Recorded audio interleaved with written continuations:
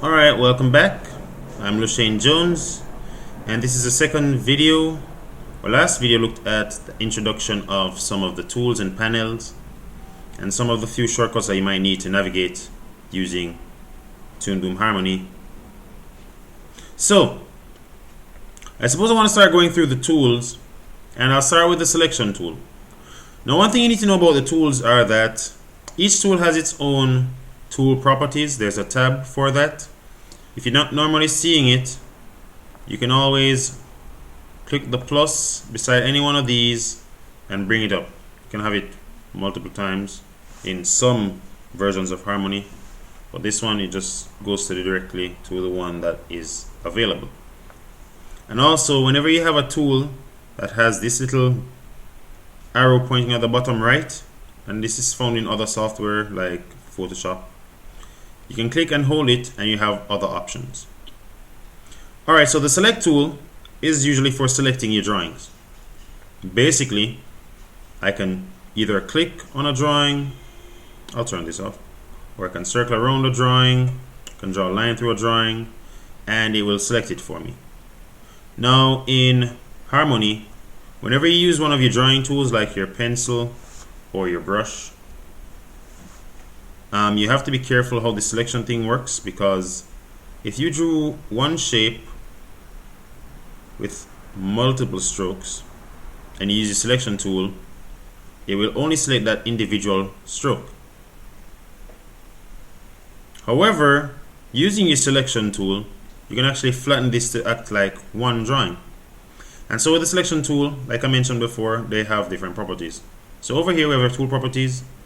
You can choose as a marquee or a lasso. So a lasso gives you free control of how you want to select, while a marquee does it like how it would on a desktop. It just does a box. So I'll stick with lasso.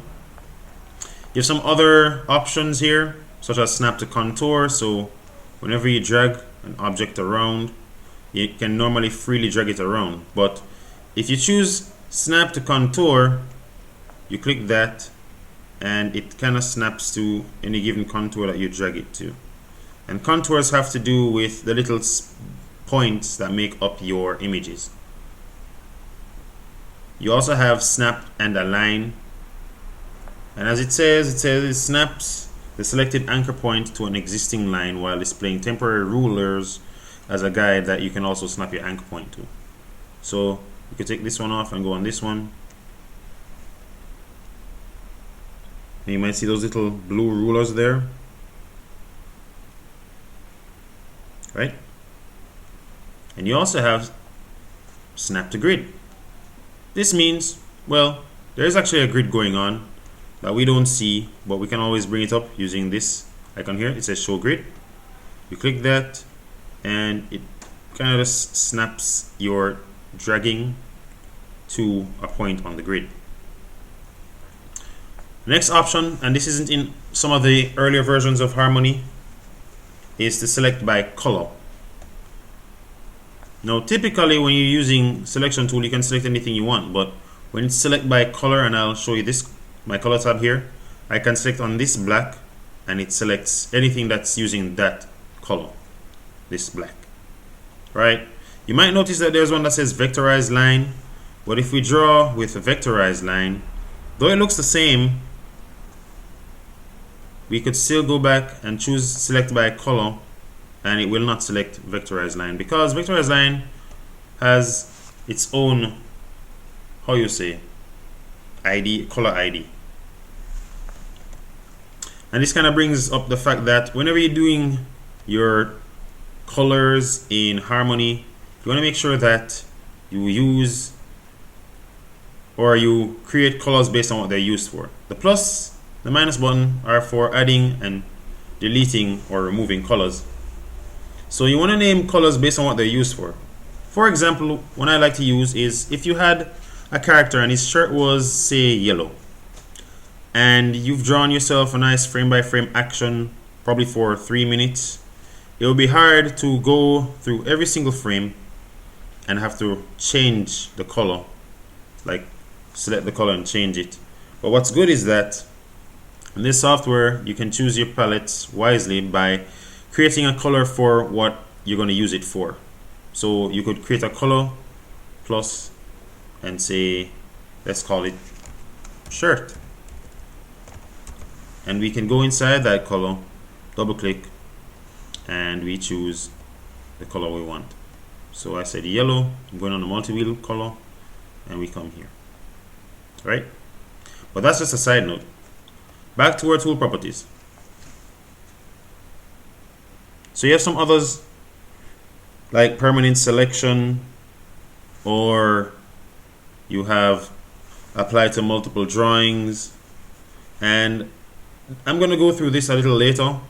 But what this means is that you might notice that right now we have one drawing here, but even for our animation, which we still have this, we can apply to multiple drawings. For example, we could select, well, I still have select by color on, so say apply to multiple drawings. So I select all these drawings, and well, I haven't selected this yet, so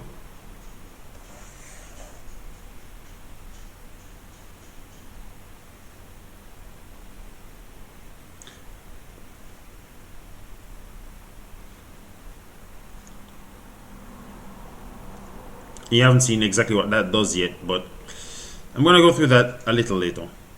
You also have one that says apply line and color art. Currently, you're typically given to draw on your line art by default, this one, but there is other art layers. So it's pretty much like you kind of have 4 layers working on one drawing. You have your line art, which if you were working traditionally, you might have, say, the outline of your character.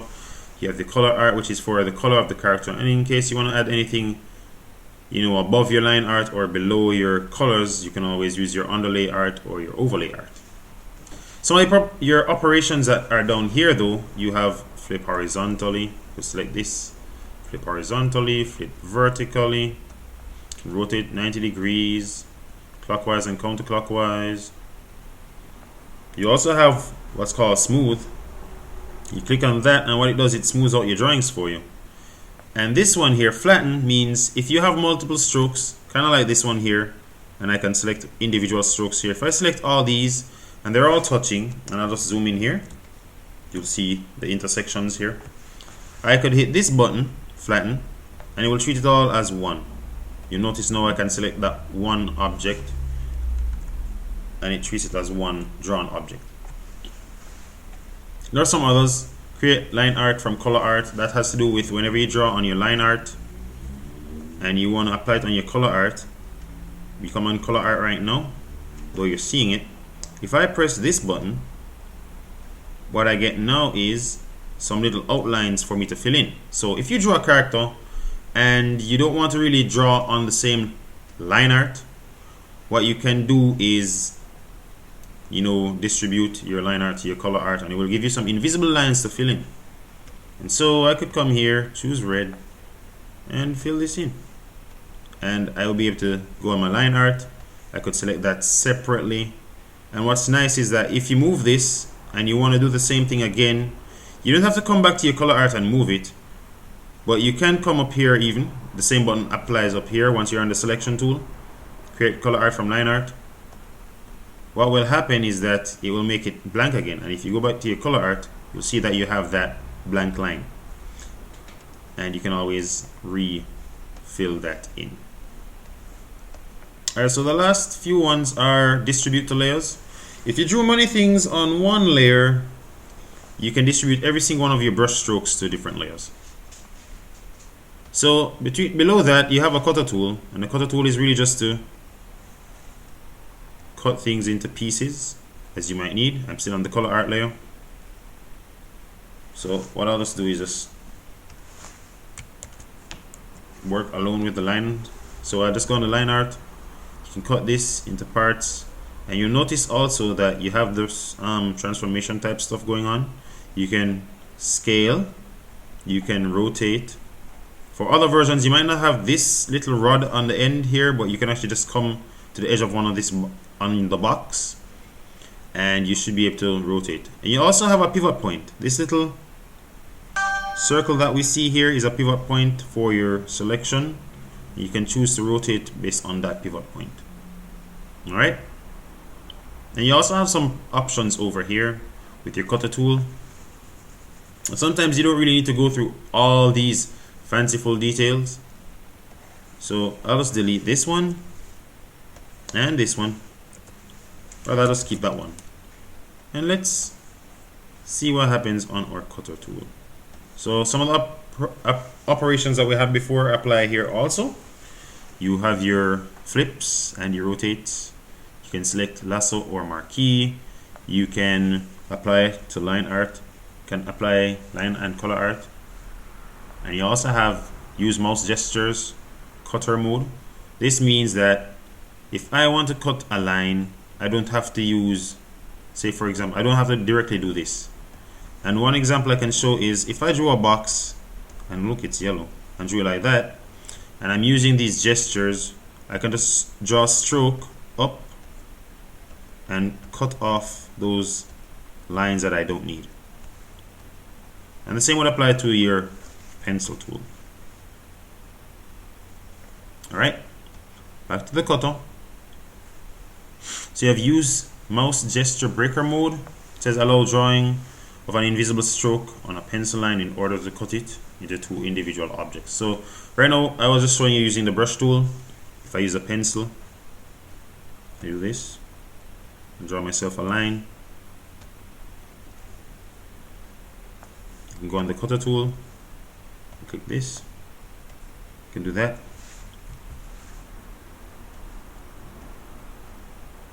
And now I have one part here and one part there. I can come here again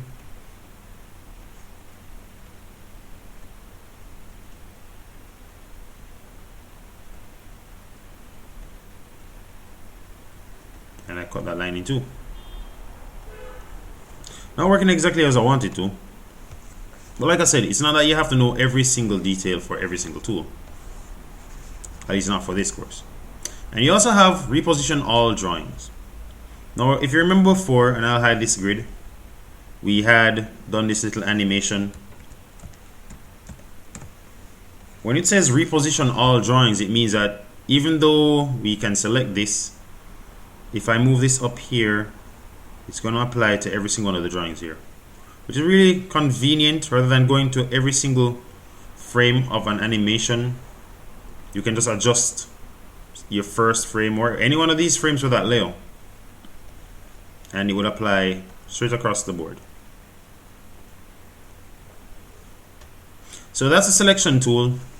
Also mentioned some colors. So thanks for watching, and we'll get into the other tools. We're still gonna have to revisit the selection tool because it does have some effects on particular other tools or drawings, for example using the pencil or the line.